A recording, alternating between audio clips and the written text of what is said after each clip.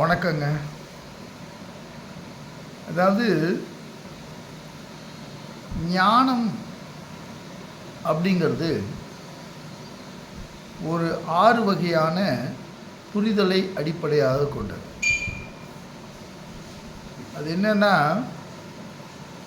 தன்னை பற்றி, இறைவனை பற்றி, இந்த உலகத்தை பற்றி,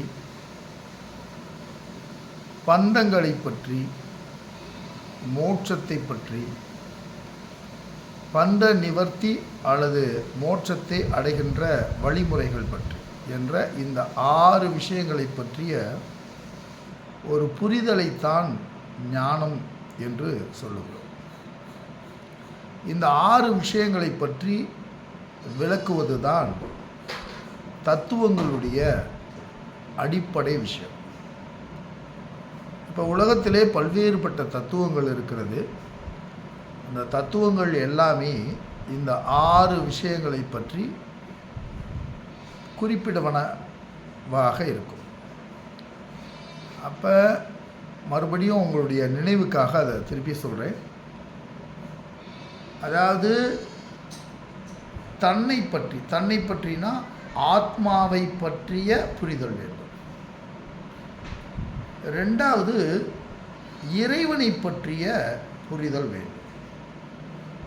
மூன்றாவது, இந்த அகிலத்தை பற்றிய புரிதல் வேண்டும். புரிதல் வேண்டும் என்றால் அந்த தத்துவம் நமக்கு விளக்கியாக வேண்டும். ஆன்மா அப்படின்னா என்னன்னு விளக்கணும்.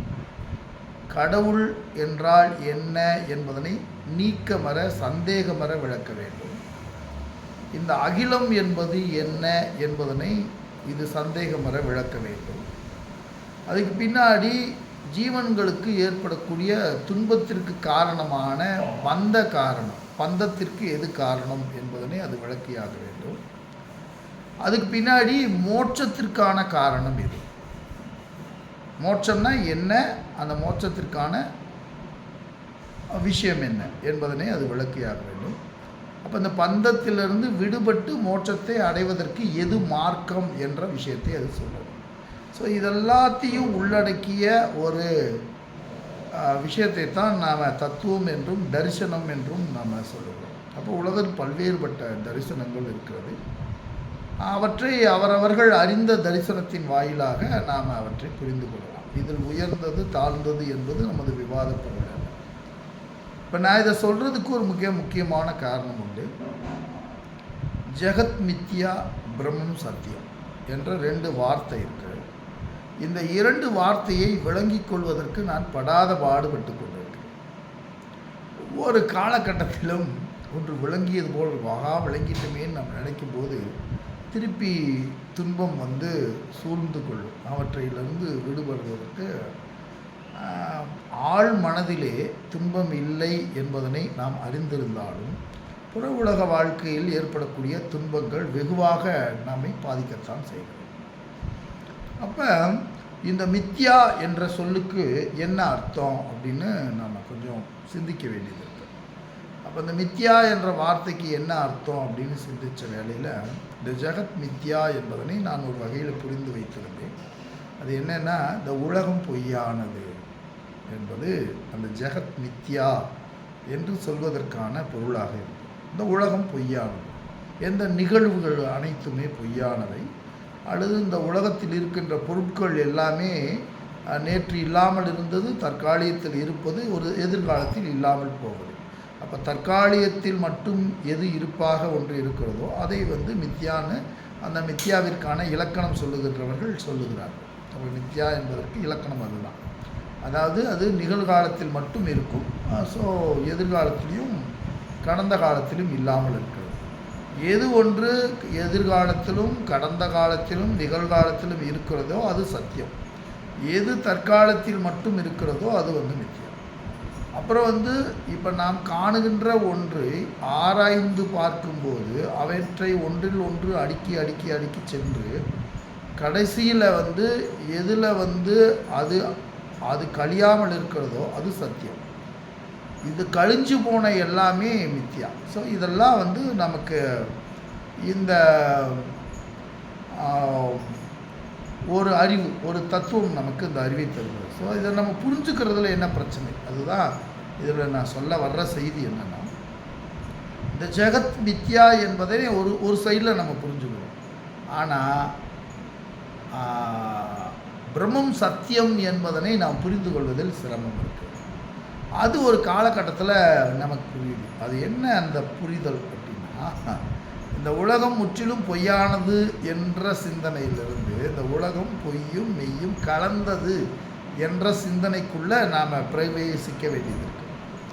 இந்த உலகம் சத்தியமும் கலந்தது, சத்தியம் இல்லாமல் மித்யா தனித்து இருக்க முடியாது. இந்த சத்தியத்தின் மேல்தான் இந்த பொய்யான உலகம் ஏற்றி வைக்கப்பட்டிருக்கிறது. ஸோ இதுதான் முழுமையான ஒரு அறிவு. இப்போ இதுக்கு நாம் அந்த கயிறு பாம்பு உதாரணத்தை எடுத்துக்கொள்வோம். இப்போ கயிறு தான் நமக்கு பாம்பாக தோன்றுகிறது.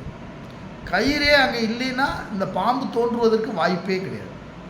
அப்போ நம்மளுடைய ஒரு பகுதி சத்யா, அதாவது இந்த உலகம் மித்யா என்ற புரிதல் ஒரு பக்கத்தில் இருக்குது.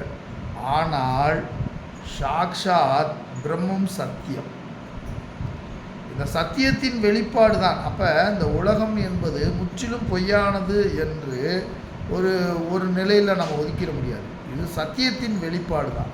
ஆக சத்தியம் இல்லாமல் மித்தியா கிடையாது.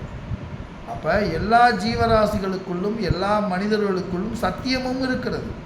நீங்கள் இந்த சத்தியம் என்ற பகுதியை பார்க்காமல் மனிதர்களை பார்க்கும்போது இது மித்தியா, அவர்கள் அப்படித்தான் என்ற ஒரு வகையான வெறுப்புணர்வு தோன்றுவதற்கு வாய்ப்பு இருக்கிறது. ஆனால் இது எல்லாமே சத்தியம்தான்.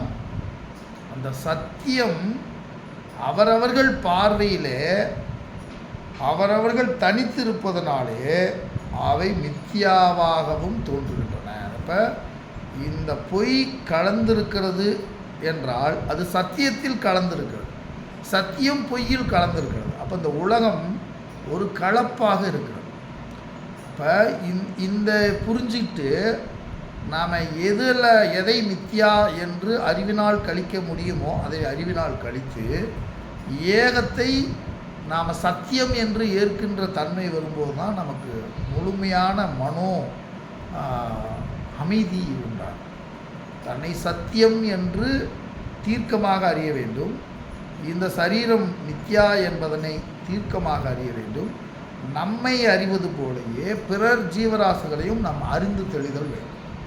அவர்களுக்குள்ளும் சத்திய மித்யா கலப்பு இருக்கிறது. உலகத்தில் உள்ள தாவரங்கள், உலகத்தில் உள்ள பறவைகள், விலங்குகள், மனிதர்கள் என்று பாராபட்சம் இல்லாமல், கடல், ஆகாயம், சூரியன் என்று பாராபட்சம் இல்லாமல் சத்திய மித்யா கலந்த நிலையில் இருக்கிறது.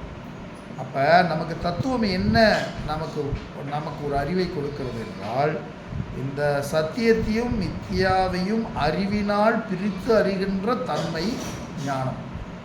அப்போ இதுக்குள்ளே தான் நம்ம ஜீவன் என்பது என்ன அடிப்படையில் வருகிறது, உலகம் என்பது எந்த அடிப்படையில் வருகிறது, கடவுள் என்பது எந்த அடிப்படையில் வருகிறது, பந்தம் என்பது எந்த அடிப்படையில் வருகிறது, மோட்சம் என்பது எந்த அடிப்படையில் இருக்கிறது, இதற்கான வழிமுறை என்ன என்பதனை நமக்கு தத்துவங்கள் விளக்கி சொல்ல வேண்டும். எனவே இது ஒரு நீண்ட பயணம். ஒவ்வொரு காலகட்டத்திலையும் ஒரு டைமென்ஷன், ஒரு கோணம் நமக்கு புரியும். இன்னொரு காலகட்டத்தில் இன்னொரு கோணம் புரியும். இந்த முழுமையை சிறிது சிறிதாக நாம் பக்குவப்பட இந்த முழுமை நமக்கு சாத்தியமான ஒன்றுதான்.